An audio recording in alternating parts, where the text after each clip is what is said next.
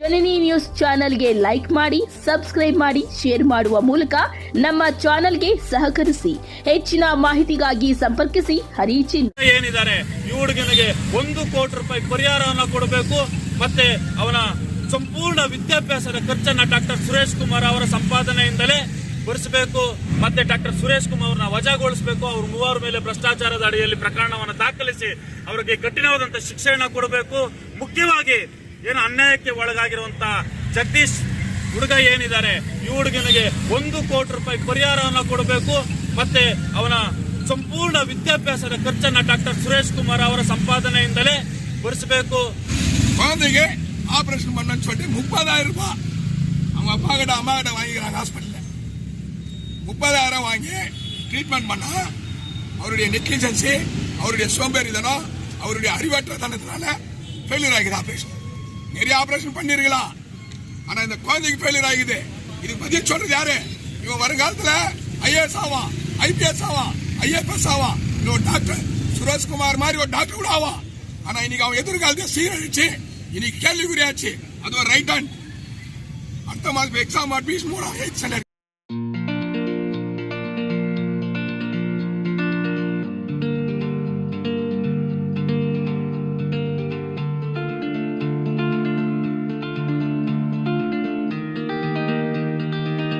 ಭೇಟಿ ಮಾಡಿ ಹಿಂಗಾಗೋಗಿದೆ ನನಗೆ ಅನ್ಯಾಯ ಅಂತ ಹೇಳಿ ದಲಿತ ಸಂಘಟನೆಗಳ ಮುಖಾಂತರ ಮತ್ತೊಮ್ಮೆ ಡಾಕ್ಟರ್ ಸುರೇಶ್ ಕುಮಾರ್ ಅವ್ರನ್ನ ಮಾತಾಡಕ್ಕೆ ಹೋಗ್ತಾರೆ. ದಲಿತ ಮುಖಂಡರು ಆಗ ಪ್ರಶ್ನೆ ಮಾಡಿದಾಗ, ನೀವೆಲ್ಲ ದುಡ್ಡುಗೋಸ್ಕರ ಕೆಲಸ ಮಾಡೋರು, ನಾನು ಕೂಡ ಎಷ್ಟಿನೇ, ನಮ್ಮಪ್ಪ ರಾಜಕೀಯ ವ್ಯಕ್ತಿ, ನಿಮ್ ಕೈಯಲ್ಲಿ ಏನಾಗತ್ತ ಮಾಡ್ಕೊಳ್ಳೋಗ್ರಿ ಅಂತ ಬೆದರಿಕೆಗಳನ್ನ ಹಾಕುವಂತ ಕೆಲಸ ನಮ್ಮ ದಲಿತ ಸಂಘಟನೆಯವ್ರ ಮೇಲೂ ಕೂಡ ಈ ಭ್ರಷ್ಟ ಡಾಕ್ಟರ್ ಯಾರಿದ್ದಾರೆ ಸುರೇಶ್ ಕುಮಾರ್ ಅವರು ದಲಿತರ ಮುಖಂಡರಿಗೂ ಕೂಡ ಬೆದರಿಕೆ ಹಾಕಿರ್ತಾರೆ.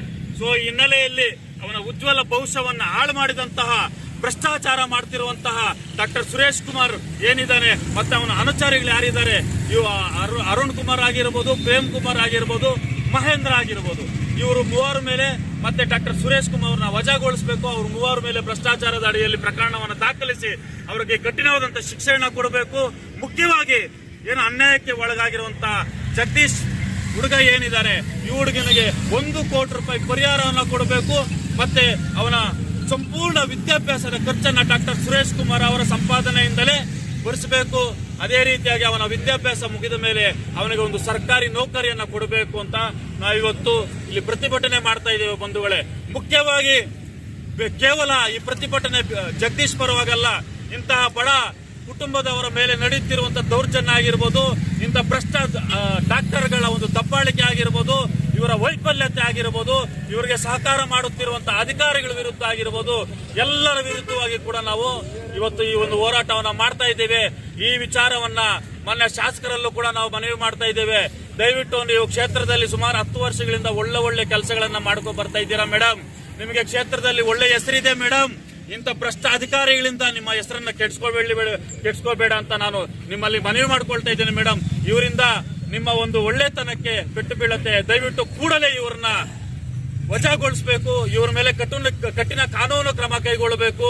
ಈ ಅನ್ಯಾಯಕ್ಕೆ ಒಳಗಾದಂತ ಕುಟುಂಬಕ್ಕೆ ನ್ಯಾಯವನ್ನ ಕೊಡಿಸಬೇಕು ಅಂತ ಮಾನ್ಯ ಶಾಸಕರಲ್ಲಿ ಮನವಿ ಮಾಡ್ಕೊಳ್ತಾ ಇದ್ದೇನೆ. ಅದೇ ರೀತಿಯಾಗಿ ನಮ್ಮ ಜಿಲ್ಲಾ ಆರೋಗ್ಯಾಧಿಕಾರಿಗಳೇನಿದ್ದಾರೆ, ಜಿಲ್ಲಾಧಿಕಾರಿಗಳೇನಿದ್ದಾರೆ, ಇವರಲ್ಲೂ ಕೂಡ ನಾವು ಮನವಿ ಮಾಡ್ಕೊಳ್ತಾ ಇದ್ದೇವೆ. ಕೂಡಲೇ ಇವರ ಮೇಲೆ ಕಠಿಣವಾದಂತಹ ಕ್ರಮ ಕೈಗೊಳ್ಳಬೇಕು. ಕೂಡಲೇ ಅವನ್ನ ಅಮಾನತುಗೊಳಿಸಿ ಅವರ ಮೇಲೆ ಪರಿಶೀಲನೆಗೆ ಆದೇಶಿಸಬೇಕು ಅಂತ ನಾನು ಮನವಿ ಮಾಡ್ಕೊಳ್ತಾ ನಾನು ಮಾತಿಗೆ ವಿರಾಮವನ್ನ ಹೇಳ್ತಾ ಇದ್ದೇನೆ. ಜೈ ಭೀಮ್, ಜೈ ಪ್ರಬುದ್ಧ Bharat.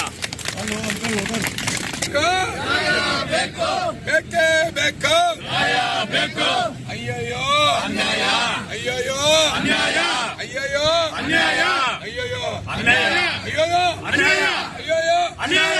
We want justice, we want justice, we want justice, we want justice, we want justice, we want justice, we want justice. ಅಯ್ಯಯ್ಯೋ ಅನ್ಯಾಯ, ಅಯ್ಯಯ್ಯೋ ಅನ್ಯಾಯ, ಬೇಕೇ ಬೇಕು. ನ್ಯಾಯ ಬೇಕು. We want justice, we want justice, we want justice.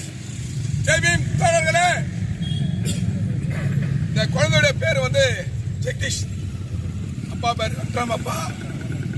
அரண்டப்பள்ளி பக்கத்தில் அனந்தபுரம் கிராமம் கேள்விப்பட்டேன். இந்த குழந்தைக்கு வந்து கை மேல ஒரு ஆலோ பிளாக் விழுந்து அவ்வளவுதான்.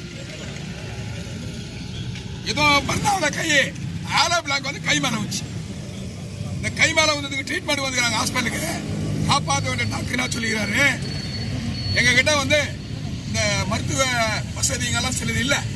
இது எப்படின்னா 30 கூட அப்படின்னு டேரக்டா கேட்க முடியாது. மருத்துவ வசதியில நான் நூதனமா லஞ்சம் கேட்கல. இது எல்லா டிபார்ட்மெண்ட்ல நடந்துருக்குது. கர்நாடகால ஐஎஸ்டா லஞ்சம் வாங்குறோம் கேஜப் அதிகாரிங்க தான், ஐஎஸ்டா லஞ்சம் கொடுக்குற கேஜப் காரன் தான். ஏன்னு சொன்னா இவன் லோகாயுதாக்கு போறது இல்ல, ஏசிபி கிட்ட போறது இல்ல. பிரச்சனையா சார் சல்பாத் சாரா கொண்டு போய் ஐயோ கம்முல வச்சுக்கூட அனுமானம் குத்துறான் ஸ்டேஷன்ல. எல்லா இடத்துலயும் காசு கொடுத்தா வேலை வருது. ஒரு ஃபைல் மூவ் ஆகணும்னா ஒரு 5000 ரூபாய் கொடுக்கணும். அது முனிசிபாலிட்டி ஆகட்டும், தாலுகா ஆஃபீஸ், சிவில் ஹாஸ்பிட்டல் எல்லாத்தையுமே. ஏன் இதை பத்தி சொல்றேன்னு சொன்னா எல்லாமே வந்து இந்த ஊர்ல இருக்கிறான் 10 வருஷமா 5 வருஷமா டிரான்ஸ்பர் ஆகி போறதில்ல. சீனிவாஸ்பூர்ல போனா பல பிரச்சனை, சிந்தாமணியில போனா பல பிரச்சனை. ஆனா இந்த ஊர்ல சொர்க்க வாழ்க்கை. ஒரு மாசத்துல 1 லட்சம் 2 லட்சம் 4 லட்சம் கலெக்ஷன் ஆகுது. நான் இந்த குழந்தைய பத்தி பேசுறது வரேன்.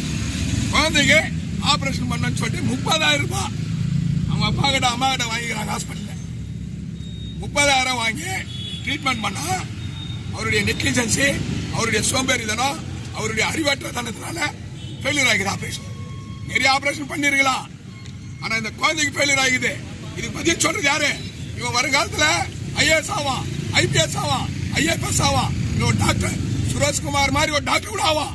ஆனா இன்னைக்கு அவன் எதிர்காலத்தை சீரழிச்சு இன்னைக்கு கேள்விக்குறியாச்சு. அது ஒரு ரைட் ஹேண்ட். அடுத்த மாதம் எக்ஸாம் அட்மிஷன் 3வது 8th ஸ்டாண்டர்டுக்கு எப்படி எழுதுவான்? சின்னதுல லெப்ட் ஹேண்ட் பிராக்டிஸ் பண்ணிப்பான். இந்த ரைட் ஹேண்ட். அதனால தலித் கூட கோரிக்கை நான் சொன்னா 1 கோடி ரூபாய் கொடுக்கணும். இதுக்கு முக்கியமா வந்து ஆதரவு யார் கொடுக்கணும் சொன்னா கேஜப் சட்டமன்ற உறுப்பினர் ரூபகலா சப்போர்ட் பண்ணி எடுத்துருந்தோம். உன் பையன் எங்க பையன், உன் பையன் இவனுக்கு நிலைமை பாரு. இது காரணமாக டாக்டர் மேல நடவடிக்கை எடுத்து என்கொயரி பண்ணி டிஸ்மிஸ் பண்றியா, சஸ்பெண்ட் பண்றியா, உடனடியான கடுமையான நடவடிக்கை எடுக்கணும்.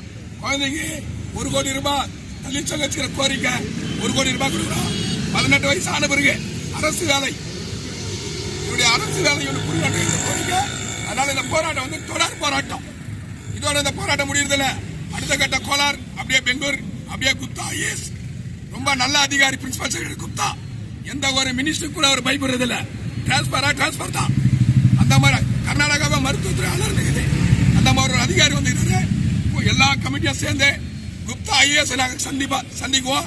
இதற்கான நியாயத்தை நாங்க அங்க கேட்போம். இதான் சொல்றது கேட்போம். ஜெய்பீம்.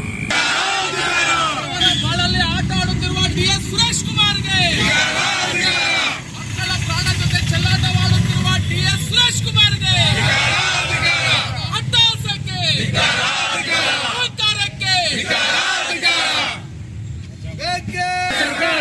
ಸರ್ಕಾರಂತೆ ಸರ್ಕಾರ,